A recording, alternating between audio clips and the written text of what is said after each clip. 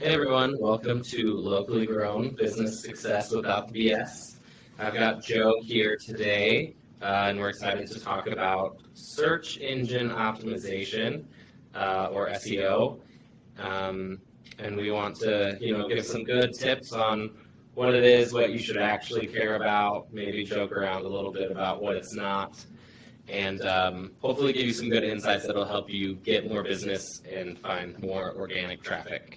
So SEO is funny. It's like black magic. It's like waving a wand. Like no one really knows how it works. There's experts that, we kind of like hope that we know what we're talking about, but ultimately Google is kind of the determinant, and there's lots of different hacks, which is what SEO really is. It's kind of like knowing how Google likes to see content, wants to rank you against others. And chances are pretty high that if you haven't learned about SEO, you've at least probably had a crazy uncle or like a nephew, tell you, hey, you need to be doing SEO for your website to get people there. So let's kind of start out with what's the point? What's the point of SEO? So, Google, we all know this, owns the search engine market. Yep, they own the market, and that's where everyone's going. Bing is kind of another player, but most people going there are on like a native PC and may not know as much about Google products. And so it's you've all seen this, but actually I saw something funny about WebMD. It's like if you're Googling symptoms, you're not seeing what is actually wrong with you. You're seeing what has the best SEO related to your symptoms. And WebMD is usually something that owns that. So when you put something in, you're going to see a set of ads. Probably the first 3-4 links are going to be ads. And then below that is your organic search. And the interesting thing is that 67% of clicks happen in those first, I think it's 6 rankings. So basically if you're below, you want to be in the top 10 on page 1. Page 2, you may as well be like a billboard in, I don't know, middle of Utah when you're like a New York City law firm. So basically, totally irrelevant. So that's kind of what search engine, the importance of it is. You want to show up. So what's kind of step 1, Andrew? Yeah. So I have had some experiences of people saying, explain to me SEO, and I've been trying to come up with the best analogy to explain it to people to make it easier. And I think the best one I've come up with so far is maybe we're thinking about our dating profile or something. I was married before Tinder was cool or existed, but it's kind of the same idea, right? You want to find people, like-minded people who want to find you. So step 1 for SEO is really understanding kind of what keywords or how people would find you. So we're trying to find Joe, middle-aged, sort of cool dad in Utah, are some good keywords. So for your business, right, if you're a local services company, like a plumber in Salt Lake City, those are some pretty specific keywords that you want to show up for.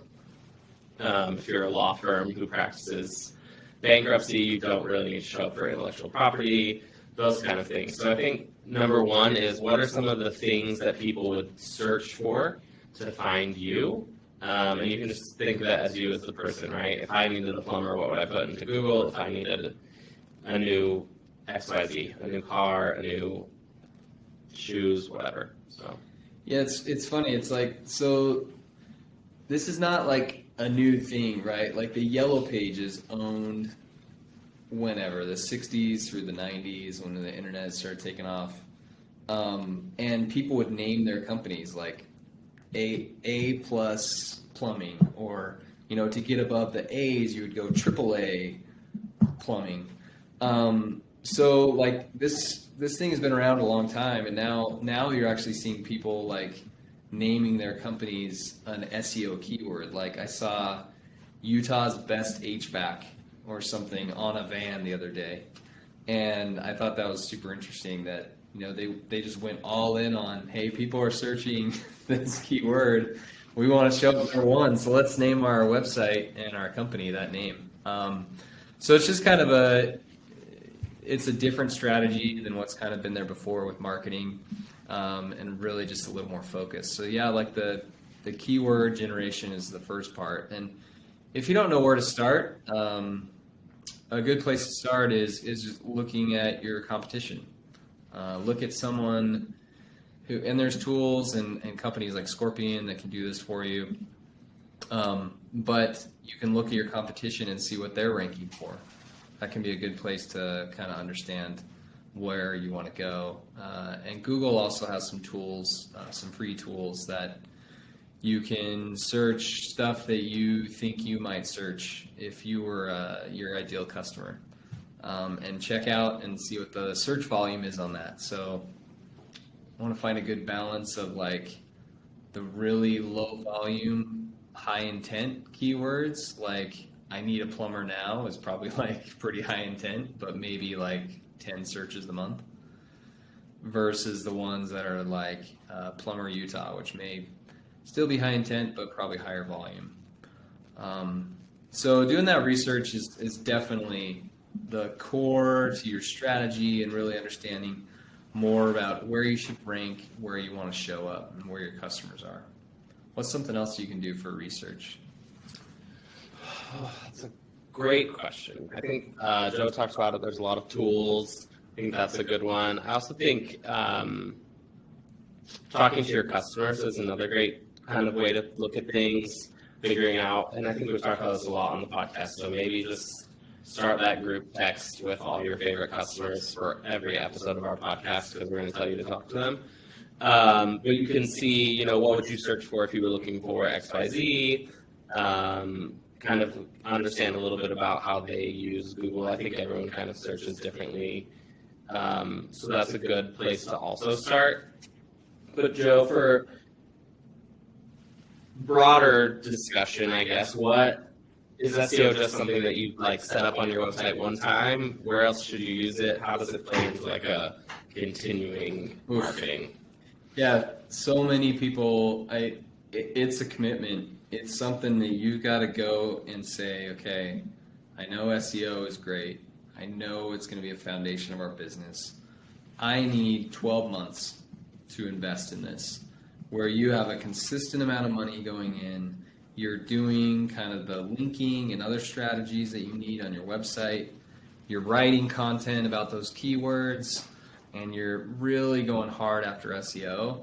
It's going to take time, and I've seen this so many times where companies will find some consultant that lives in their mom's basement, and they're doing SEO on the side, and they'll tell them all these promises, and they'll say, oh, we can do it faster, and they'll charge you a flat rate of a couple $100, which is just not enough to get SEO done. And they'll do a couple of things to your website, and it'll be SEO optimized, your website is, but that doesn't necessarily mean you're going to get traffic from it.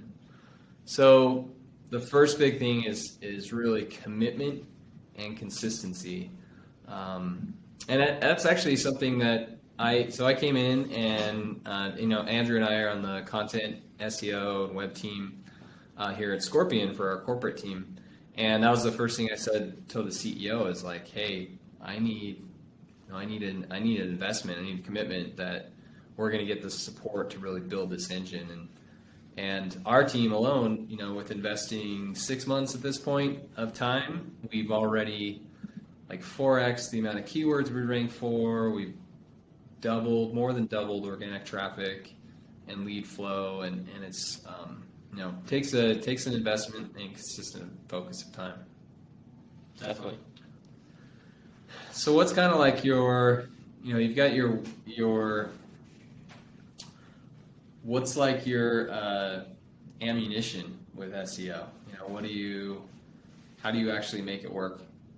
What's the fuel to the fire? Fuel to the fire. I think it's a mix of a lot of things, and I was just thinking about this while you're talking of, there's like researching those keywords. There's also putting that information into your website, or if you're using someone to build your website, making sure that they're doing the right things to make sure that you're your website is ranking, there's a lot of like different terms. There's some meta tags and descriptions and titles that all play a role in your ranking and how you show up on Google. But I think another big thing and a fuel to my fire would be making sure you have some analytics set up. So that, like Joe said, it's a long haul. It's not like updated SEO and tomorrow you just tripled your revenue and like you're rich and you're tired, right? So it's something that's going to take a while. So making sure that you have some metrics in place to keep you going and like encourage. And it might be that your website views just went up a little bit, but that you can go back and see that it was because of the work you've done. That gives you like a little bit more oomph to keep going. And also, depending on if you're a business owner or you report to someone, those analytics also give you a little bit of sway on like, it's taking a long time, but we are seeing some progress. So I think that's really important to track where you were. Which is another thing that you can do when you're in that research phase, right? Go and see where you rank for plumber in Salt Lake City or whatever your kind of main keywords are, and then you can track those and go, I went from spot 9,000 to spot 5 or however much success you have, and it's a great way to kind of show where you were and where you came from. And generally, if you get to that page 1, you pretty much solidified it unless you somehow just majorly screw up. But once you get to page 1 and fight and claw your way up there, you usually will stay. So Andrew brought up one like plumber marketing was one where we ranked around like 100 on that, so like page 4-ish on Scorpion. We really focused on it for 1 quarter, put out a lot of good content, built some links to that content, and now we're ranking number 1 for that.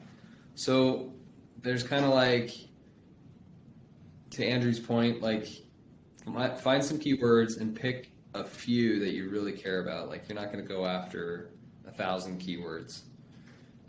Pick a handful and be like, okay, these are the 10 that I really care about, that our customers are coming in from. We have data that shows that these lead to really good sales. These are the ones I want to win, and then you focus on those for 1 or 2 quarters and get moving. The nice thing and the hard thing with SEO is not a lot of companies do it consistently. So it is like a place that you can differentiate yourself as a small business. You don't have to compete. You won't have to compete with the national brands as much. You can really go hyper local if you want, and really put a focus on SEO. And you'll find that a lot of your competitors maybe try it for a little bit, but don't commit to it long term. And so if you commit to it long term, you're going to come out on top and find a great company to partner with to do that.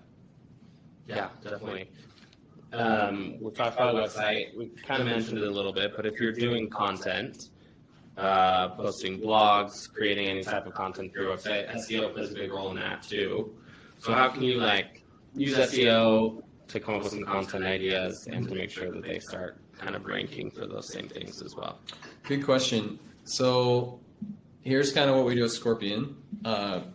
We just set up some guidelines for all of our content. So we want it to be decent in length. So everything is 1,500 words, which is a pretty solid piece of content. We set up like related keywords. So like if you're, someone's searching search engine optimization, we want Scorpion to show up.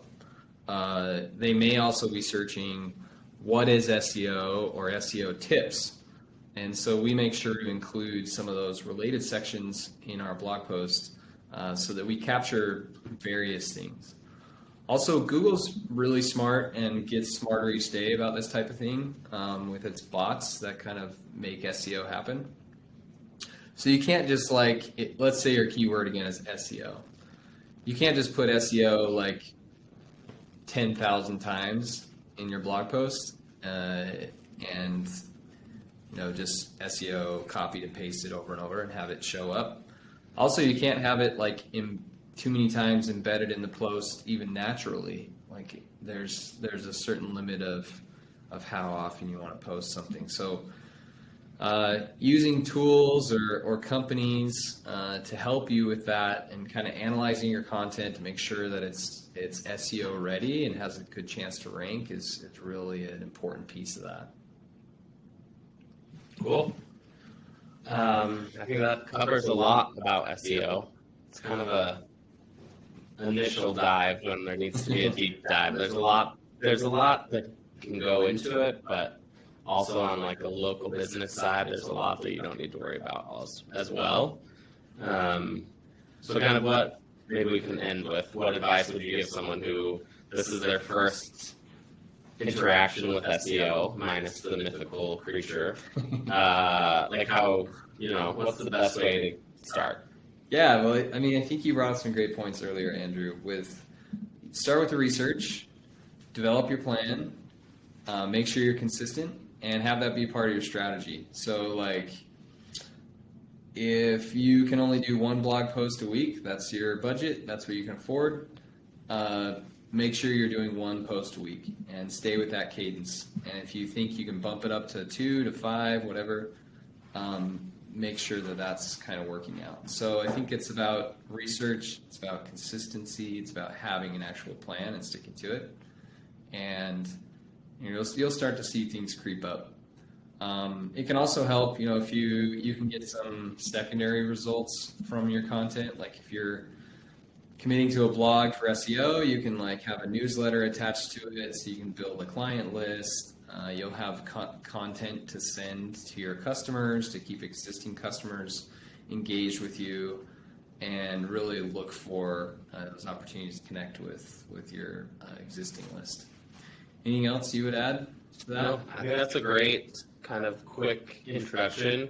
One of our upcoming podcasts is going to be about content marketing as well, which I think will tie into this nicely. And, as we've been recording these podcasts, we're trying to help build kind of like a foundation of different marketing concepts that you can use that will help leverage your company and really bring you more success. So they all kind of tie into each other, which is cool once you get them all going. Yeah, it's like a giant treasure map. There you go. All to the pot of gold in the rainbow. Perfect. Thanks, everyone. Thanks, Andrew. Have a great day.